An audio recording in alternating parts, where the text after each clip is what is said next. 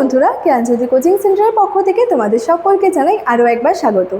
আজকের ক্লাসে তোমাদের সঙ্গে যে বিষয়টি নিয়ে আলোচনা করব সেটি হলো যে পলিসের পতনের কারণগুলি সম্পর্কে। অর্থাৎ এই যে পলিস, যেটাকে নগর রাষ্ট্র বলা হয়, তো সেই পলিসের পতনের যে বিভিন্ন কারণগুলি রয়েছে সেই কারণগুলি সম্পর্কে কিন্তু আজকের ক্লাসে তোমাদের সঙ্গে আলোচনা করব।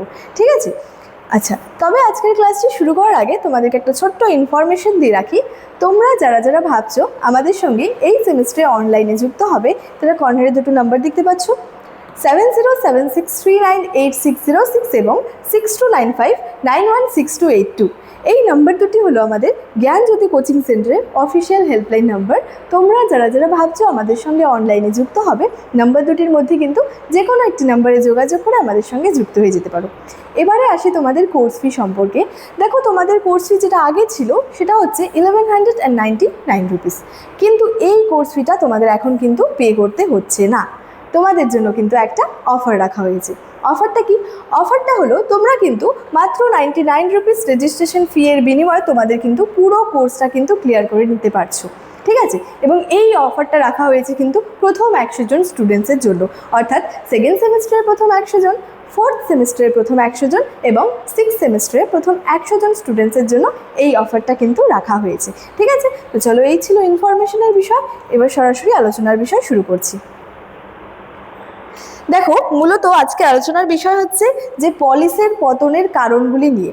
অর্থাৎ এই যে পলিস যে গড়ে উঠেছিল, সেই পলিস গড়ে ওঠার পেছনেও কিন্তু বিভিন্ন কারণ লক্ষ্য করা যায়। ঠিক একইভাবে পলিসের যে পতন ঘটেছিল, সেই পলিসের পতনের জন্যও কিন্তু বিভিন্ন কারণ আর কি দায়ী ছিল। অর্থাৎ বিভিন্ন কারণের উপর ভিত্তি করে কি হয়, পলিসের কিন্তু পতন ঘটেছিল।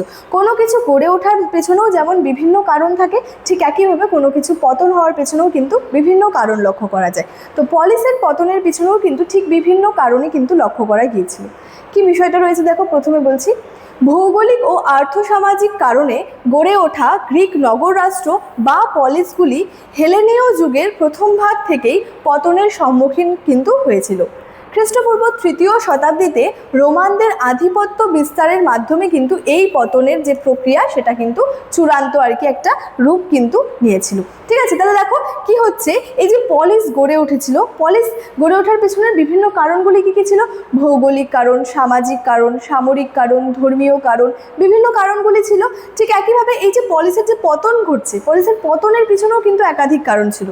প্রথম কারণটি কী ছিল দেখো, বলছে কাঠামোগত দুর্বলতা ও বৈদেশিক আক্রমণ। বলছে মেসিডনের রাজা আলেকজান্ডার কর্তৃক গ্রিস বিজয়ের ফলে পলিসগুলির পতন আর কি ত্বরান্বিত হয়। খ্রিস্টপূর্ব পঞ্চম চতুর্থ শতাব্দী থেকে গ্রিক সাম্রাজ্যের আকার এবং ভৌগোলিক সীমানার পরিবর্তনের ফলে পলিসের যে মূল কাঠামো ছিল, সেই কাঠামোয় একটা বড় ধরনের পরিবর্তন আসে, যেটা কি এর পতন ঘটাতে আর কি সাহায্য করেছিল। অর্থাৎ পলিসের পতন ঘটানোর পেছনে বা পলিসের পতন ঘটার ফলে মূল একটা প্রধান কারণ ছিল এর কাঠামোগত দুর্বলতা এবং বৈদেশিক আক্রমণ। কি হয়েছিল? মেসিডনের রাজা আলেকজান্ডার কর্তৃক যে গ্রিস যে বিজয় হলো, এর ফলে কি হলো, পলিসগুলির পতন আর কি ত্বরান্বিত হতে থাকে।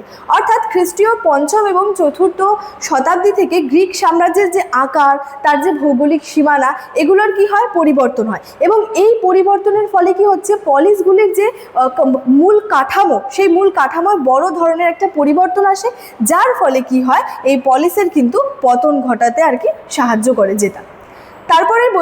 তারপরে পলিসের আরেকটি পতনের কারণ হচ্ছে কি দেখো, যে পারস্পরিক যুদ্ধ এবং সংহার। নগর রাষ্ট্রগুলি নিজেদের মধ্যেই অবিরাম যুদ্ধে কিন্তু লিপ্ত থাকতো। তাহলে এই যে পলিস, যেটাকে নগর রাষ্ট্র বলা হচ্ছে, এই নগর রাষ্ট্রগুলি কি হতো, যে নিজেদের মধ্যেই কিন্তু তাদের মধ্যে যুদ্ধে আর কি লিপ্ত থাকতো। ঐতিহাসিক আর্নল্ড জে টয়েনবির তার মতে কি বলেছেন, পারসিক যুদ্ধ গ্রিকদের মধ্যে সামরিক ঐক্য আনলেও তা পলিসগুলোর সাম্য এবং স্বাধিকারকে কিন্তু আঘাত করেছিল। অর্থাৎ এই যে পারস্যিক বিভিন্ন যুদ্ধগুলি ছিল, এই যুদ্ধগুলির মাধ্যমে কি হয়েছিল, গ্রিকদের মধ্যে সাময়িক ঐক্য তো এনেছিল, কিন্তু তার সাথে সাথে কি করেছিল, পলিসগুলোর যে সাম্য রয়েছে, স্বাধিকারকে কিন্তু আঘাত করেছিল। এবং এর ফলে প্রতিটি নগর রাষ্ট্র অন্যকে দমন করার চেষ্টা করত এবং নিজেদের মধ্যেই কিন্তু আত্মঘাতী যুদ্ধের সূচনা করেছিল। অর্থাৎ কি, তারা নিজেদের মধ্যে যে পারস্পরিক যুদ্ধ করতো, এটাই কিন্তু তাদের পতনকে আর কি যে ডেকে এনেছিল। অর্থাৎ নগর রাষ্ট্রগুলি কি করতো, নিজেদের মধ্যেই কিন্তু যুদ্ধে সবসময় লিপ্ত থাকতো, যেটা কি বলা যায় এই পলিসের পতনের একটি অন্যতম প্রধান কারণ যে পারস্পরিক যুদ্ধ। তারপরের পতনের কারণ রয়েছে রাজনৈতিক ক্ষমতার রূপান্তর। এখানে কি বলা হচ্ছে দেখো, পলিসের প্রাথমিক যুগে সাধারণ নাগরিকদের গুরুত্বপূর্ণ ভূমিকা থাকলেও পরবর্তীকালে ধনী নাগরিকরা কিন্তু ক্ষমতা দখল করে নেয়। অর্থাৎ পলিসের যে প্রাথমিক যুগটা ছিল, সেই যুগটাতে কি হতো, সাধারণ যে সেখানে নগরের যে নাগরিকরা রয়েছেন, তাদের কিন্তু ভূমিকাটা খুবই গুরুত্বপূর্ণ ছিল। কিন্তু পরবর্তীকালে ধনী নাগরিকরা কি করলো, তারা কিন্তু ক্ষমতাটা দখল করে নিয়েছিল। এর ফলে কি হয়, সরকারি কর্মচারী এবং ম্যাজিস্ট্রেটদের ক্ষমতা অস্বাভাবিকভাবে বৃদ্ধি পায়। গণপরিষদের ওপর সাধারণ মানুষের নিয়ন্ত্রণ কিন্তু শিথিল হয়ে পড়ে। অর্থাৎ প্রথম দিকে তো তাদের গুরুত্বপূর্ণ ভূমিকাটা ছিল সাধারণ নাগরিকদের, কিন্তু পরবর্তীতে কি করে, সেই ধনী নাগরিকরা এসে কিন্তু তাদের ক্ষমতাগুলি আর কি দখল করে নেয়, এবং পরবর্তীতে এই ফলে কি হয়, সাধারণ মানুষের কিন্তু যে নিয়ন্ত্রণ গণপরিষদের ক্ষেত্রে সেটা শিথিল হয়ে পড়ে।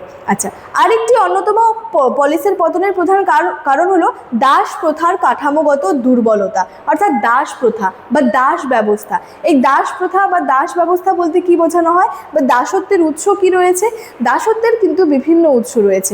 অর্থাৎ এই যে একজন কৃতদাস সৃষ্টি হচ্ছে বা দাস সৃষ্টি হচ্ছে, তার পিছনেও কিন্তু একাধিক কারণ রয়েছে। এই যে পলিস রয়েছে বা গ্রিসে রয়েছে, এই যে কৃতদাস সৃষ্টির পেছনে একটি অন্যতম প্রধান কারণ হলো যুদ্ধবন্দী। অর্থাৎ যুদ্ধবন্দী থেকে কি হচ্ছে, এখানে দাস বা কৃতদাসে কিন্তু পরিণত হচ্ছে। আরও কিন্তু দাসত্বের বিভিন্ন উৎস রয়েছে, যেমন শাস্তির মাধ্যমে কৃতদাসে পরিণত হচ্ছে, যুদ্ধে হেরে গিয়ে কৃতদাসে পরিণত হচ্ছে, বিভিন্নভাবে কিন্তু কৃতদাসের সৃষ্টি হয়। এখানে কি বলছে, দাস প্রথার কাঠামোগত দুর্বলতা। গ্রিক উৎপাদন ব্যবস্থা ছিল মূলত দাস নির্ভর। অর্থাৎ গ্রিকের যে উৎপাদন ব্যবস্থা, সেটা কিন্তু পুরোপুরিভাবে কিন্তু দাসদের উপর আর কি নির্ভরশীল ছিল। শ্রম সঞ্চয় বলো বা সেখানের আর কি উৎপাদন বৃদ্ধির নতুন কৌশল আয়ত্ত করতে না পারায় গ্রিসের উৎপাদন ব্যবস্থায় যুদ্ধ, এছাড়াও লুণ্ঠন, সামরিক শক্তির ওপর কিন্তু অতি নির্ভরশীল হয়ে পড়েছিল। এই অর্থনৈতিক যে অসামঞ্জস্য পলিসগুলিকে আর কি ভেতর থেকে কিন্তু দুর্বল করে দিয়েছিল, যার জন্যই বলা হচ্ছে যে দাস প্রথার কাঠামোগত একটা কিন্তু দুর্বলতা। ঠিক আছে, তাহলে পলিসগুলির যে পতন, সেই পতনের পিছনে কি হয়, বিভিন্ন কারণ পরিলক্ষিত হয়।